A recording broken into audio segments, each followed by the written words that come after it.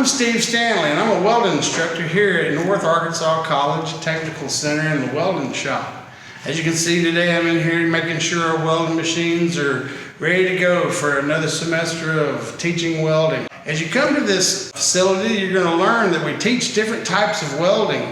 The different types of welding that we teach here are GMAW, which is MIG welding, like the wire welding, SMAW, the stick welding, like I just had going here. We teach flux core, FCAW welding, and we also teach TIG welding, GTAW, which is really popular with a lot of the boat manufacturers around here. This is a 2-year course, 4 semesters. As you enroll and you work and you earn, you have the possibility or the availability to earn your AWS certification, which is a very nice credential to have in your portfolio today.